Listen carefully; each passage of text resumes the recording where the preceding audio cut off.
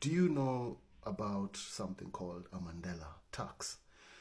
This was a tax that was introduced in Nigeria to all civil servants that had to pay a certain amount or a certain percentage of their salary that went towards the liberation of South Africa, went towards ANC in order to liberate South Africans from the shackles of apartheid.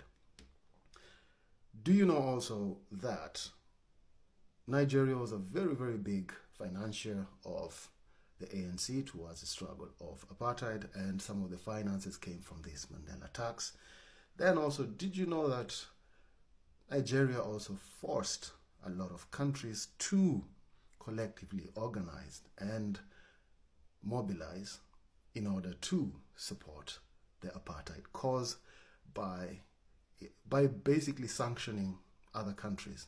And when I say sanctioning, this means Nigeria refused to sell their oil. And at this time, in the 70s, Nigeria was actually one of the largest oil producers in the world before the UAEs and the rest came about.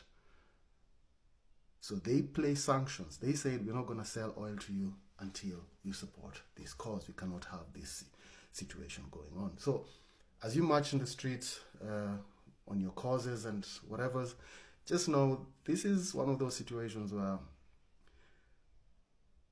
how can I put this?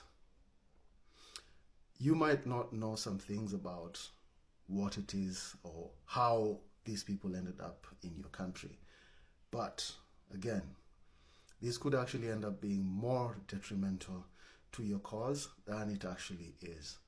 You might kick the people out, you might make it a little bit unsafe for people to actually conduct their business in South Africa.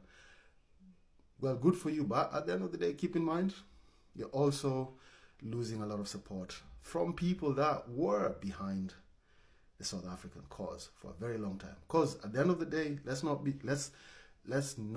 be presumptuous and say that the fight is over. No, you're still in the whole scenario where a good percentage of the wealth of the country is owned by a very small minority. So that struggle is not over. So right now, what you're doing is swinging at the lowest hanging fruit.